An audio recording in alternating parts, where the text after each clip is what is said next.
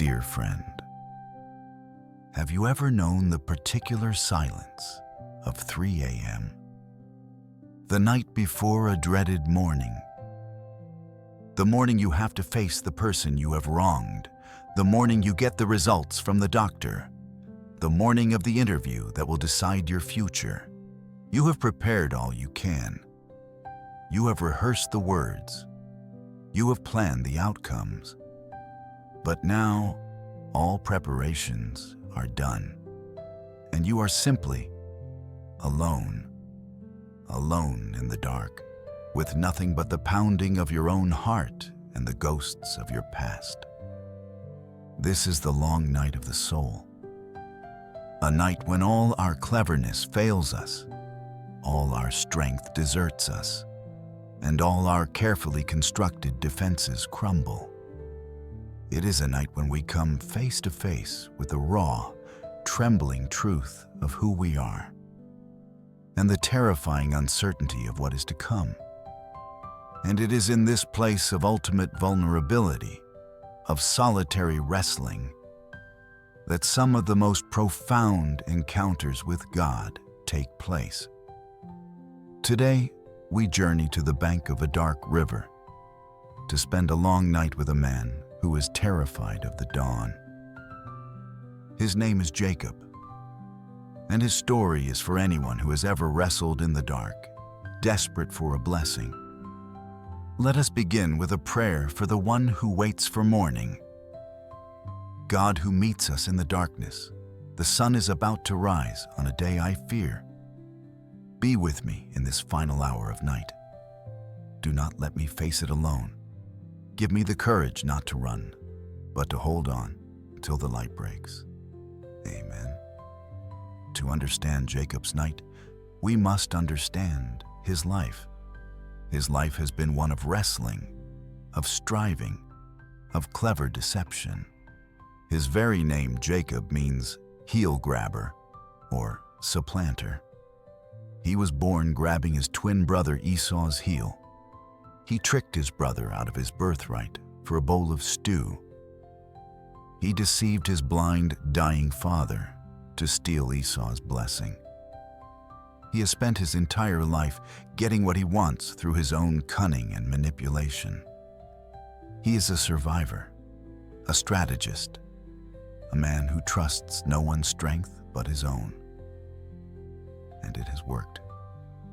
He has fled from his brother's murderous rage, and in 20 years of exile, he's become a wealthy man with a large family, vast herds, and great possessions. But now, the past has come to collect its debt.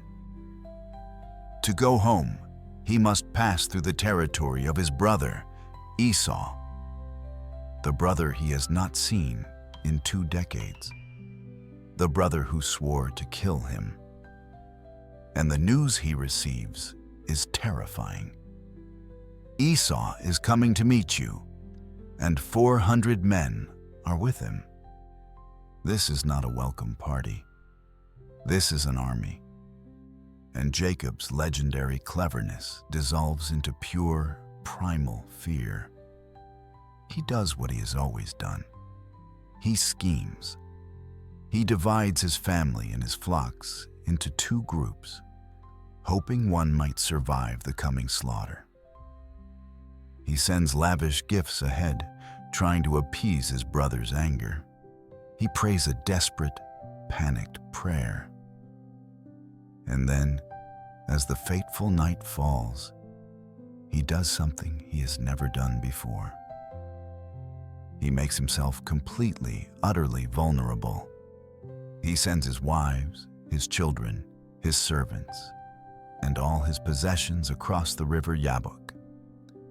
And the text tells us, so Jacob was left alone.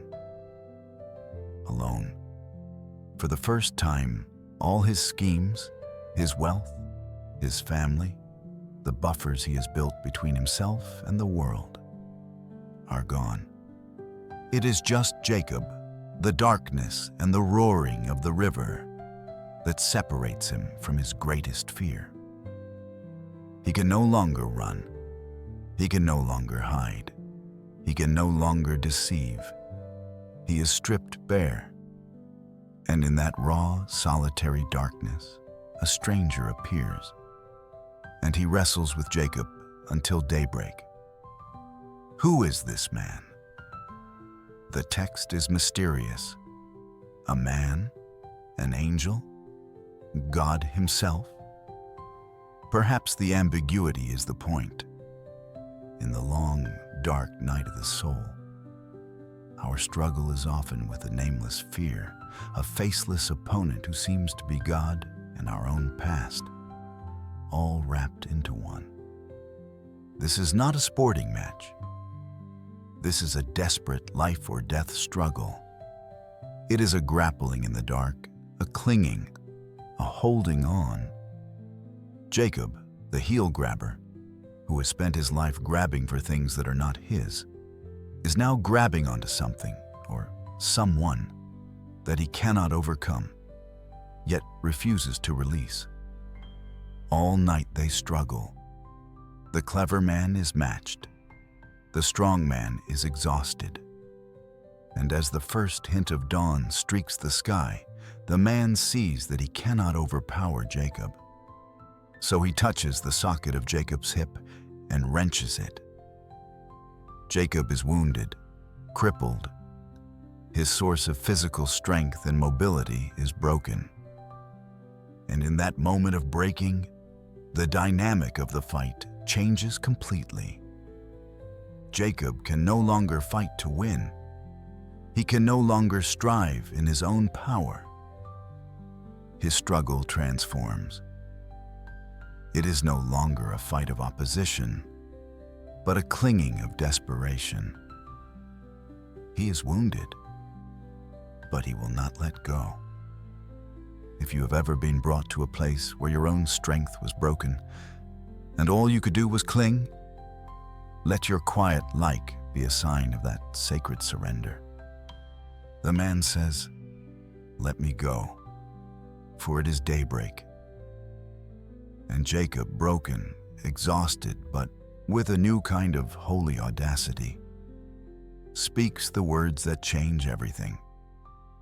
"I will not let you go unless you bless me."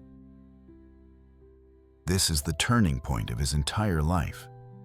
The deceiver, who stole a blessing through a lie, is now begging for a true blessing through his brokenness. The man who relied on his own cunning is now clinging to a power greater than himself. He is not asking to win the fight.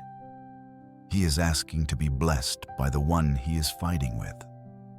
He has finally stopped wrestling against God and has started wrestling with God, for His presence, for His favor.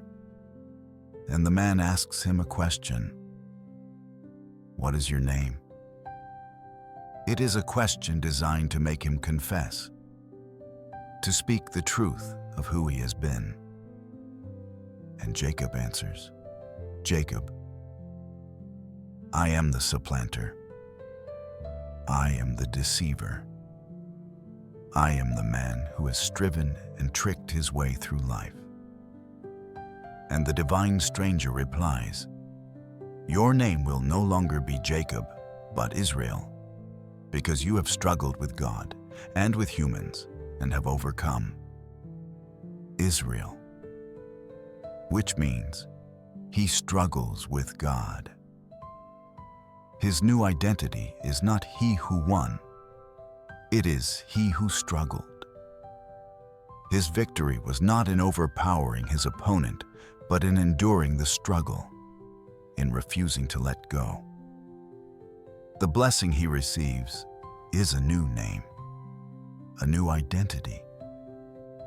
He is no longer defined by his cunning, but by his tenacious, desperate encounter with God. And the sun rises. The night is over, and Jacob, now Israel, limps away from that place. He will walk with a limp for the rest of his life. His encounter with God has left him both blessed and broken, and this is the profound mystery. The blessing and the wound are from the same hand. They are inseparable. The limp is not a sign of his defeat. It is a sign of his encounter. It is the daily, physical reminder that he is no longer the man who can stand on his own 2 feet.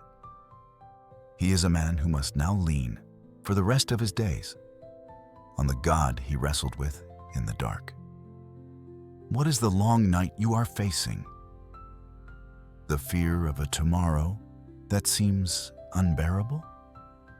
The wrestling with a God who feels silent, distant, even adversarial? This story invites us to a new perspective. What if your struggle is not a sign of God's displeasure, but an invitation to a deeper encounter? What if God is allowing the wrestling to strip you of your own self-reliance, your own cleverness, so that you can finally learn to cling to Him alone?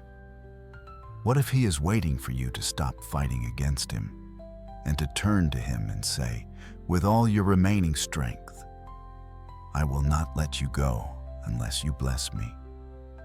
This is a holy, terrifying, and transformative prayer.